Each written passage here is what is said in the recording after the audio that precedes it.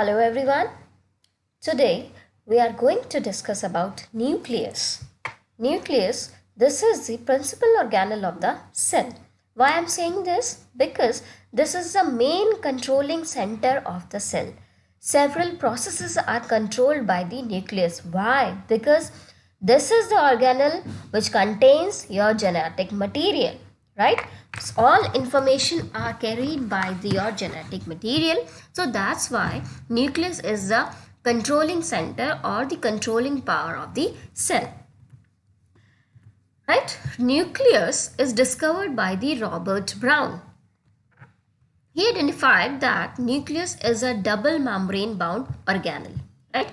Nucleus is a double membrane bound organelle. That means nucleus के चारों तरफ आपको दो मेम्ब्रेन देखने को मिलती है. So this is a double membrane bound organelle. This is a double membrane bound largest organelle. Single membrane bound largest organelle की अगर हम बात करें तो that is your endoplasmic reticulum. Clear? Single membrane bound largest organelle is the endoplasmic reticulum, whereas double membrane bound largest organelle is the nucleus. Around 10% आपका part nucleus cover करता है cell में.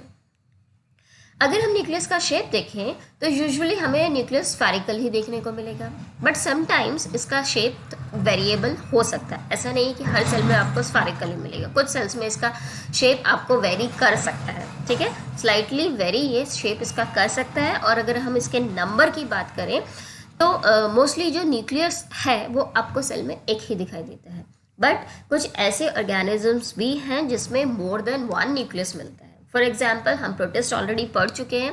उन प्रोटोजोन्स के अंदर आपको मोर देन वन न्यूक्लियाई देखने को मिलता है. ठीक है, फॉर एग्जाम्पल पैरामीशियम. पैरामीशियम में हमें मोर देन वन न्यूक्लियाई मिलते हैं. ठीक है, वहाँ पे हम उसको न्यूक्लियस को बोलते हैं one is micro nucleus and one is the macro nucleus. So more than one nuclei भी हमें देखने को मिल सकते हैं. हाँ, one of the most important thing कि न्यूक्लियस ओनली आपके यूकैरियोटिक सेल में ही मिलेगा. यूकैरियन, कैरियन जो वर्ड होता है, this karyon word indicates the nucleus. ठीक है, सो यूकैरियोटिक सेल में ही आपको एक वेल डिफाइंड न्यूक्लियस देखने को मिलता है. This is absent in the prokaryotic cell. वहाँ हम उसको न्यूक्लियोइड बोलते हैं. जो जेनेटिक मटेरियल डायरेक्टली साइटोप्लाज्म में है, वहाँ कोई आपका न्यूक्लियस जैसा स्ट्रक्चर प्रेजेंट नहीं है. This is present only in the nucleus. U means true. True nucleus is found only in the eukaryotic cell, not in the prokaryotic cell.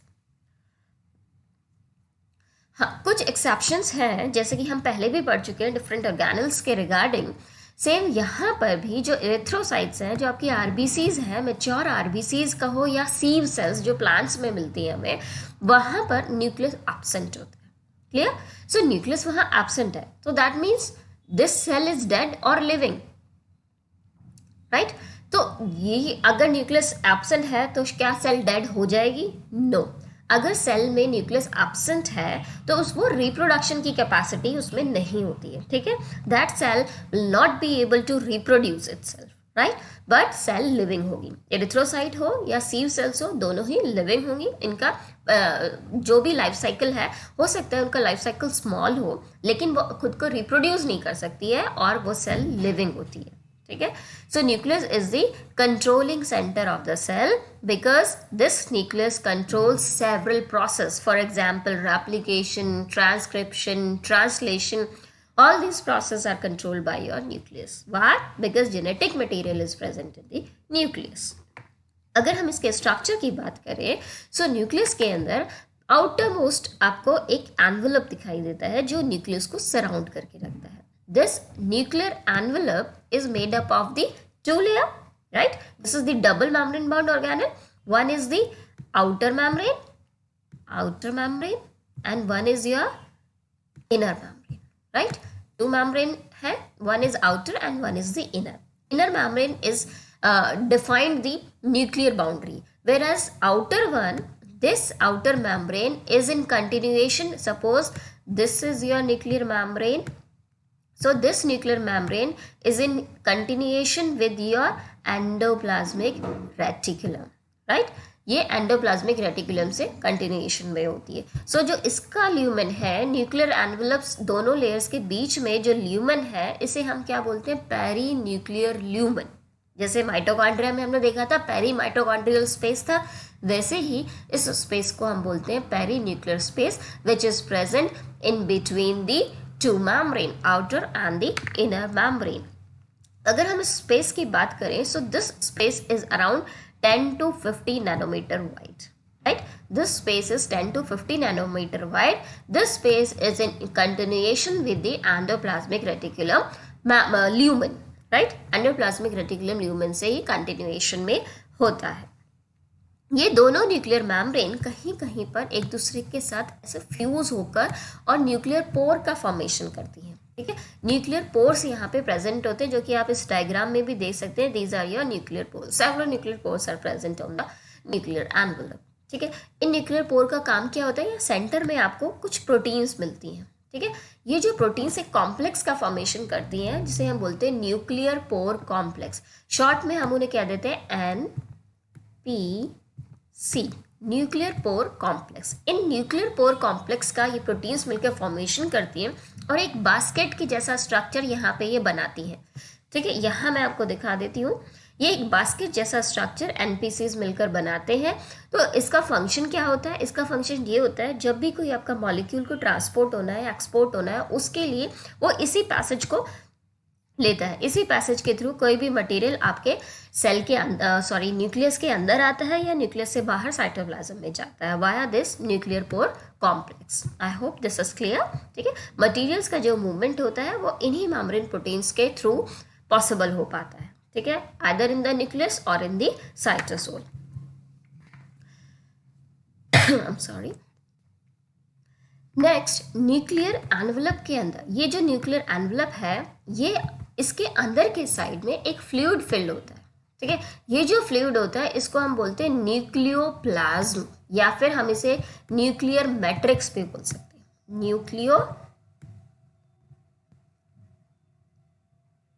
Plasm means fluid, nucleo मतलब विच is present in the nucleus. तो nucleus में जो fluid present होता है हम उसको कहते हैं न्यूक्लियोप्लाज्म और द न्यूक्लियर मैट्रिक्स। सो इस न्यूक्लियर प्लाज्म के अंदर आप देख सकते हो, यहाँ पर आपको कुछ थ्रेड लाइक स्ट्रक्चर्स विजिबल है। These thread like structures are what, these are your chromatin fibre, right, these are your chromatin fibres. और सेंटर में एक राउंड सा स्ट्रक्चर और दिखाई दे रहा है, this is your nucleolus. Nucleus के अंदर एक और स्फेरिकल स्ट्रक्चर प्रेजेंट है जिसे हम क्या बोलते हैं, न्यूक्लियोलस। तो एक न्यूक्लियोप्लाज्म के अंदर आपके न्यूक्लियोलस भी प्रेजेंट है प्लस क्रोमेटिन फाइबर्स भी प्रेजेंट है, क्लियर। यहाँ पे आप देख सकते हैं, this is nucleolus and these are your chromatin fibre. Outer side this is your nuclear envelope, this is in continuation with your endoplasmic reticulum, right. So एक nucleoplasm के अंदर आपको न्यूक्लियोलस भी मिलेंगे एंड क्रोमेटिन फाइबर्स भी मिलेंगे, spherical shape का होता है, ठीक है। अब वन मोर इम्पॉर्टेंट थिंग, इस न्यूक्लियस के अराउंड कोई मेम्ब्रेन नहीं होती है। This is not a membrane bound organelle. जैसे हमने राइबोसोम्स पढ़े थे, वो भी एक मेम्ब्रेन बाउंड ऑर्गेनल नहीं है। सेम वैसे ही nucleus is also not a membrane bound organelle. तो इसका जो मटेरियल होता है that is in continuation with your nucleoplasm. उस न्यूक्लियोप्लाज्म से कंटिन्यूएशन में ही इन न्यूक्लियोलस के मटेरियल भी प्रेजेंट होते हैं, ठीक है। अब बात करते हैं न्यूक्लियोलस प्रेजेंट क्यों है न्यूक्लियस में, what is the function of the nucleolus. So nucleolus is the site where ribosomal RNA synthesize, right, this is the active site for the ribosomal RNA synthesis. यही वो ऑर्गेनल है जहां पर ribosomal RNA का synthesis होता है। अगर हम कुछ ऐसी सेल्स को लें जो कि एक्टिवली पार्टिसिपेट करती है प्रोटीन सिंथेसिस में, उन सेल्स में इन न्यूक्लियोलस का नंबर मोर देन 1 भी हो सकता है, क्लियर। अगर हम ह्यूमन सेल की बात करें तो ह्यूमन सेल के अंदर भी मोर देन 1 न्यूक्लियोलस प्रेजेंट हो सकते हैं। मैक्सिमम 10 न्यूक्लियोलस हम देख सकते हैं एक सेल के अंदर, ठीक है। जो भी सेल्स जिनमें प्रोटीन सिंथेसिस का नंबर बहुत ज़्यादा है, वहाँ पर आपको न्यूक्लियोलस का नंबर भी ज़्यादा मिलेगा। क्यों ज़्यादा मिलेगा, क्यों प्रोटीन सिंथेसिस और राइबोसोमल आरएनए का मैं आपको लिंक बता रही हूँ, बिकॉज राइबोसोमल आरएनए का क्या काम होता है, ये आगे जाके आपके राइबोसोम्स का सिंथेसिस करता है, ठीक है। राइबोसोमल आरएनए ही होता है जो आपके राइबोसोम्स को सिंथेसाइज करने में हेल्प करता है, उनकी लार्ज और स्मॉल सब यूनिट का फॉर्मेशन करता है। ठीक है, सो यूकैरियोट के अंदर हमने राइबोसोम्स पढ़े थे, कौन से टाइप के राइबोसोम्स मिलते हैं? एटीएस टाइप के राइबोसोम। ठीक है, एटीएस राइबोसोम का फॉर्मेशन इन यूकैरियोटिक सेल में इन न्यूक्लियोलस से ही होता है। यहाँ पर राइबोसोमल आरएनए पहले सिंथेसाइज होगा और उसके बाद यहाँ पे प्रोटीन सिंथेसिस कैरिड आउट करने के लिए इन राइबोसोम्स का फॉर्मेशन यहाँ पे होगा। तो समटाइम्स हम इन न्यूक्लियोलस को क्या बोलते हैं? Ribosomes factory. ठीक है, वाई राइबोसोम्स फैक्ट्री? क्योंकि ये ही राइबोसोम का सिंथेसिस करते हैं। प्रोटीन फैक्ट्री हम पहले पढ़ चुके हैं, कौन सी ऑर्गेनल को हम प्रोटीन फैक्ट्री बोलते हैं? सो प्रोटीन फैक्ट्री हम बोलते हैं राइबोसोम्स को। क्यों? क्योंकि वो प्रोटीन का सिंथेसिस कर रहे हैं। न्यूक्लियोलस, इनको हम राइबोसोम्स फैक्ट्री कह सकते हैं क्योंकि ये राइबोसोम्स की सब यूनिट्स की डिफरेंट असेंबली और उनका सिंथेसिस करने में हेल्प करता है। कौन? न्यूक्लियोलस। नेक्स्ट, न्यूक्लियोप्लाज्म में हमने पढ़ा है कि यहाँ पर क्रोमेटिन प्रेजेंट होते हैं। ठीक है, सो जब न्यूक्लियस की स्टडी हुई, डिस्कवरी हुई, उसके बाद जब हमने उसको डिफरेंट डिफरेंट डाई से स्टेन किया, तो जब हम इनको बेसिक डाई से स्टेन करते हैं तो सामने जो भी स्ट्रक्चर मिलता है उनको नाम दिया क्रोमेटिन। ठीक है, सो ये नॉमेनक्लेचर जो क्रोमेटिन दिया है उन स्ट्रक्चर्स को, उन थ्रेड्स को, वो दिया था वॉल्टर फ्रामिंग ने। क्लियर? उनको क्या नाम दिया? क्रोमेटिन। सो क्रोमेटिन एक तरीके से आपका एक पैकेजिंग मटेरियल है which package your DNA. Because DNA क्या होता है? डीएनए एक बहुत लार्ज मॉलिक्यूल होता है और बहुत ही थिन, बहुत ही स्मॉल साइज का मॉलिक्यूल है। अगर हम ह्यूमन सेल्स की बात करें तो डीएनए का जो साइज होता है that is around 2 metre long. Clear? 2 metre long DNA molecule आपका प्रेजेंट होता है और total number of chromosomes are 46 or we can say 23 pair of chromosomes are present in your human cell, right? So इस 2 metre long DNA को उन chromosomes के अंदर जिनका कि साइज बहुत ही स्मॉल होता है, अगर आप एक सेल का साइज देखो तो अराउंड फ्यू माइक्रोमीटर सेल का साइज होता है। सो उसमें भी आपको न्यूक्लियस में उन क्रोमोसोम्स में इस डीएनए को सेट करना है, पैक करना है।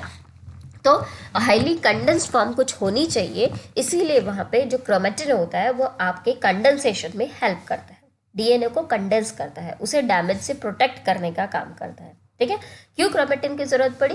क्योंकि ये जब भी सेल डिवीजन होता है, जब क्रोमोसोम्स एक दूसरे से सेपरेट होते हैं, सेग्रीगेशन वहाँ चल रहा होता है, तो वहाँ सेग्रीगेशन के टाइम ऐसा होता है कि ये जो पुलिंग फोर्स यहाँ से जनरेट कर रहे हैं आपके सेंट्रोसोम, तो हो सकता है कि ये आपके क्रोमोसोम्स यहाँ पे डैमेज होने के चांसेस बढ़ जाए। अगर ये कंडेंस फॉर्म में नहीं होंगे, थ्रेड लाइक होंगे, तो हो सकता है वो उनके ब्रेकेज के चांसेस बढ़ जाए, जिससे आपकी म्यूटेशंस हो सकती हैं, क्रोमोसोमल एबनॉर्मलिटीज वहाँ देखने को मिल सकती है। तो उनसे प्रोटेक्ट करने का काम क्या होता है? इनको कंडेंस किया जाए, कंडेंसेशन किया जाए इनका। ठीक है, क्रोमेटिन फाइबर की फॉर्म में उनका कंडेंसेशन किया जाए। So chromatin is your packaging material for the DNA. अब क्रोमेटिन बना हुआ किस किस का होता है? तो अगर हम क्रोमेटिन देखें तो chromatin is composed of the DNA, right? DNA को ही हम पैकेज कर रहे हैं तो उसमें डीएनए तो होगा ही होगा, साथ में उसमें स्मॉल अमाउंट में आपका आरएनए भी प्रेजेंट होता है। ठीक है, डीएनए होता है, स्मॉल अमाउंट अराउंड 10 to 20% तक आपका आरएनए भी वहाँ देखने को मिलता है। एंड प्रोटीन्स, मेजर जो प्रोटीन्स यहाँ पे मिलती है उनको हम बोलते हैं histone protein, but some non histone proteins are also there which helps in the higher degree of condensation, right? Higher degree of packaging में ये नॉन हिस्टोन प्रोटीन हेल्प करती है। Majority of proteins are histone. Histone protein एक basic protein होता है। ठीक है, basic amino acid इस पे बहुत ज़्यादा प्रेजेंट होते हैं इन हिस्टोन प्रोटीन्स में, और ये डीएनए की पैकेजिंग में आपको हेल्प करते हैं। So chromatin is composed of the DNA, RNA and the protein. यहाँ पर आप देख सकते हैं, आई एम सॉरी,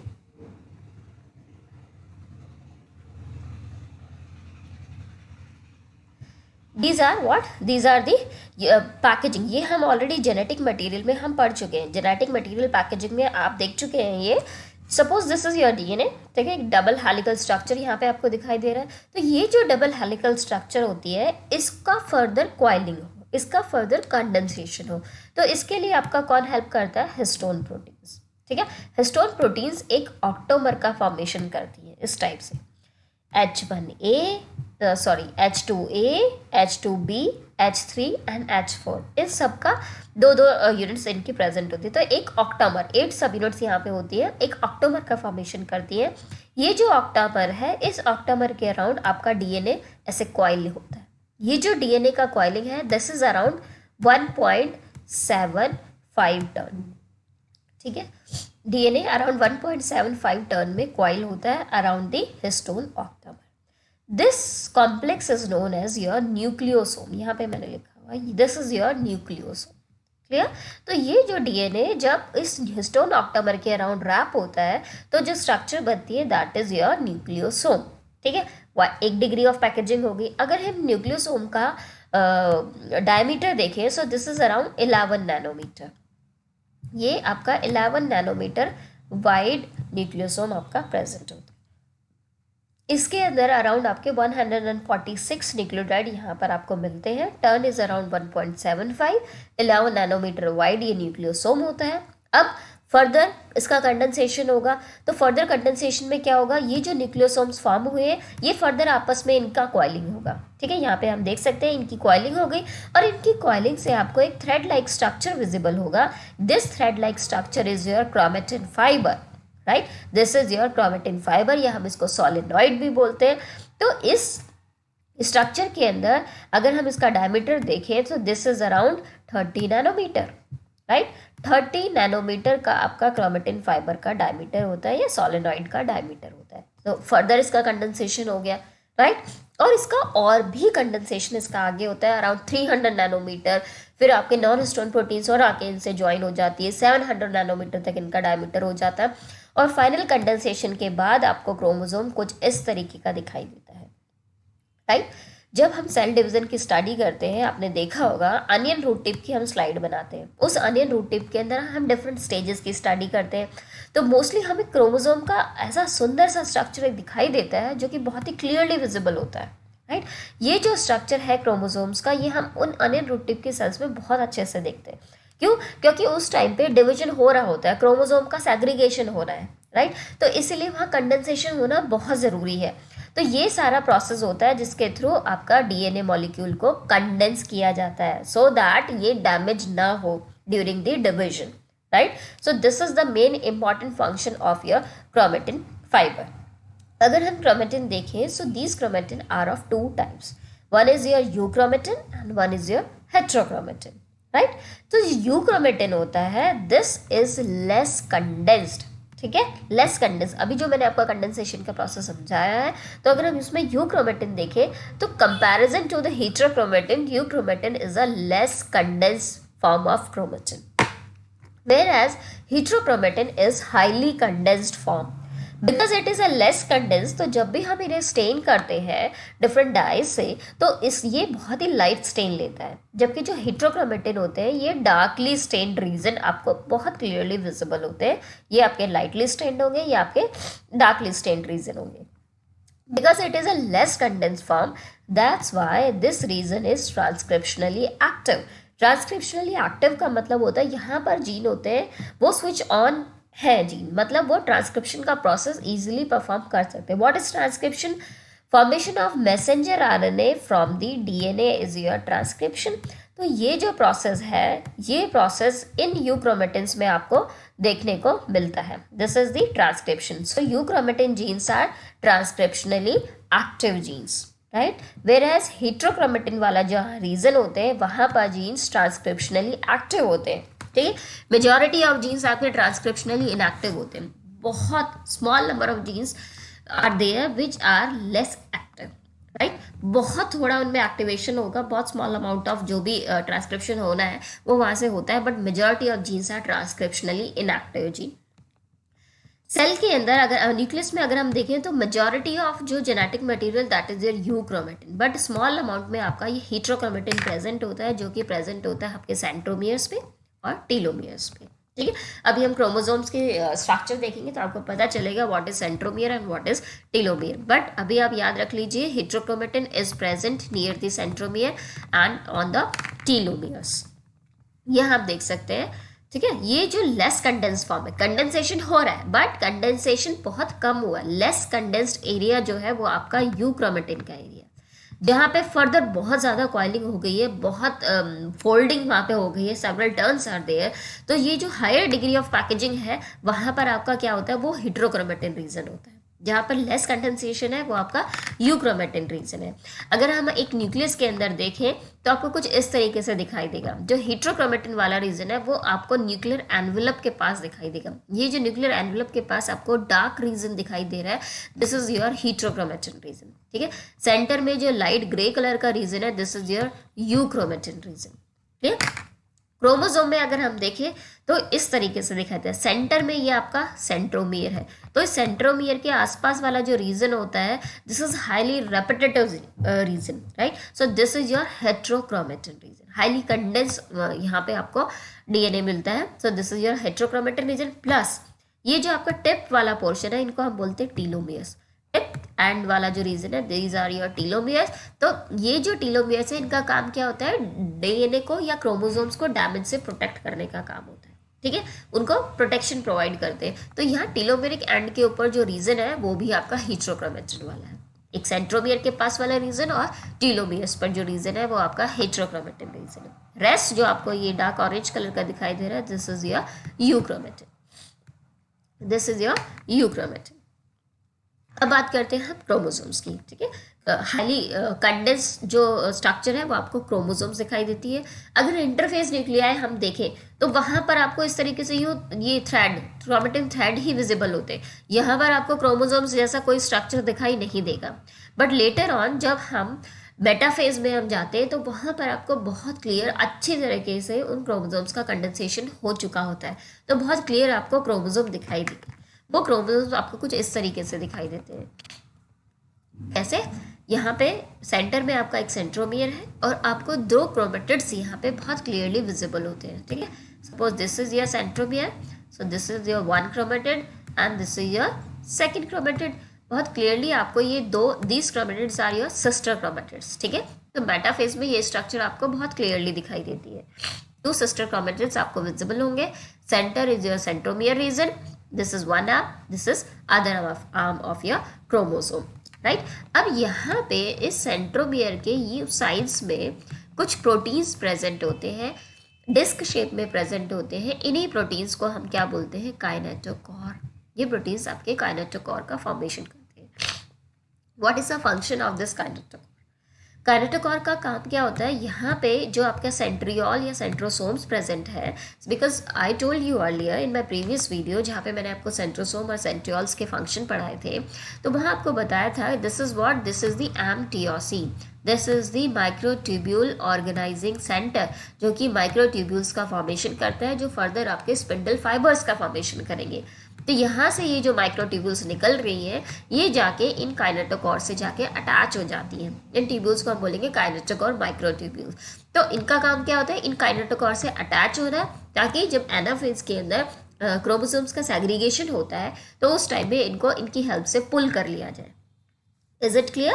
तो वो काइनेटोकोर से जाके अटैच हो जाती है और फिर फर्दर क्रोमोसोम्स का पुल किया जाता है। अब ये जो सेंट्रोमियर है, जब डिवीजन हो रहा होता है तो सेंट्रोमियर का भी डुप्लीकेशन होता है। ठीक है, तो इन दोनों क्रोमेटिड्स के पास अपने अपने सेंट्रोमियर पहुंच जाते हैं और सेग्रीगेशन पॉसिबल हो पाता है। I hope this is clear. So एक क्रोमोसोम में आपके पास सेंटर में सेंट्रोमियर होता है विच holds the two sister chromatids and one kinetochore which is made up of several protein which helps in the binding of the microtubule, which helps in the segregation process. I hope this is clear.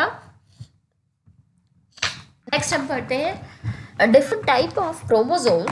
This classification is based on the basis of what? On the basis of the position of centromere. Centromere का उस chromosome पे position क्या है, उसी के basis पे यहाँ पे we classify chromosome into the 4 subtypes. ठीक है, वन इज मेटासेंट्रिक।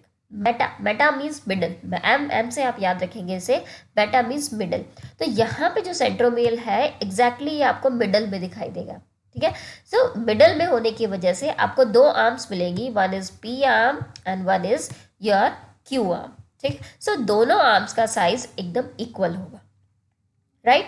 सब मेटासेंट्रिक बिकॉज यहाँ पे हमने सब लगा दिया है, तो ये मिडल में ना होके, सेंट्रोमियर आपका एग्जैक्टली मिडल में ना होके slightly away from the middle होता है। ठीक है, मिडल से कुछ हटकर होता है, तो ऐसे क्रोमोसोम को हम बोलते हैं सब मेटासेंट्रिक।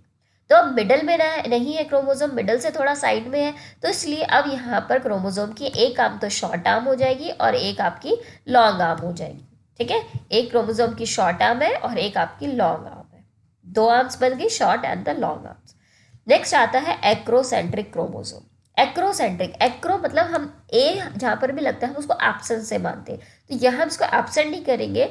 यहाँ पर सेंट्रोमियर जो होगा, this is very close towards the end. ठीक है, बिल्कुल एंड के जस्ट नियर बाय ये सेंट्रोमियर आपका प्रेजेंट है। So this is your acrocentric chromosome. तो वन तो एक्सट्रीमली शॉर्ट आर्म आपकी बनेगी और वन आपकी लॉन्ग आर्म आपको मिलती है ऐसे क्रोमोसोम्स में। नेक्स्ट आता है टीलो। टीलो का तो मतलब ही होता है एंड। ठीक है, टीलो स्टैंड्स फॉर एंड, मतलब टर्मिनल सेंट्रोमियर यहाँ पे देखने को बिल्कुल एंड पर आपको एक सेंट्रोमियर दिखाई देगा। This is your telocentric chromosomes, right. अलग अलग स्पीशीज के अंदर, डिफरेंट डिफरेंट जीनस के अंदर अलग अलग टाइप के आपको क्रोमोसोम देखने को मिल सकते हैं। कोई ज़रूरी नहीं है कि सारे टाइप के क्रोमोसोम आपको एक स्पीशीज में मिल जाए, हो सकता है कुछ टाइप के क्रोमोसोम एब्सेंट हो। ठीक है, तो ये पॉसिबिलिटी यहाँ पर रहती है, बट आपको पता होना चाहिए which is metacentric, which is sub metacentric, acrocentric, सब के बारे में पता होना चाहिए। Meta means middle, sub meta slightly away from the middle, acro means which is centromere is present just close to the ends, telocentric means terminal ends पे centromere आपका present है।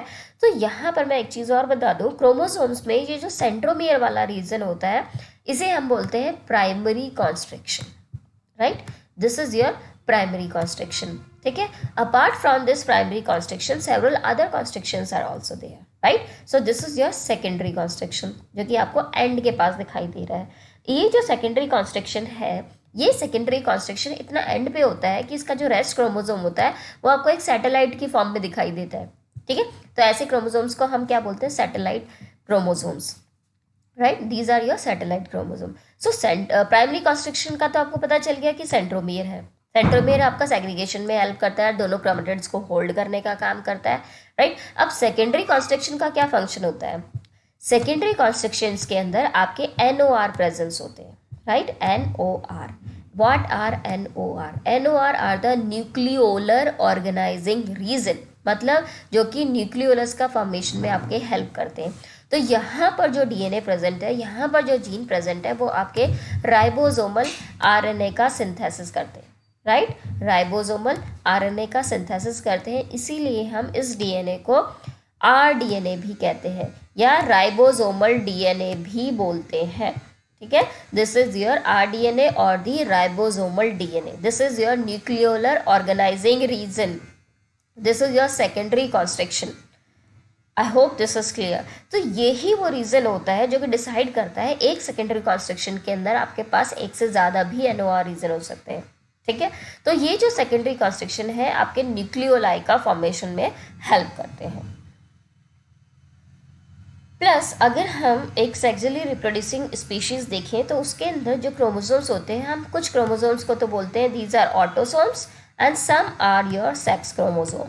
अगर हम ह्यूमन की बात करें तो ह्यूमन के अंदर 1 पेयर आपका सेक्स क्रोमोसोम होता है और रेस्ट जो 22 पेयर होते हैं वो आपके ऑटोसोम्स होते हैं।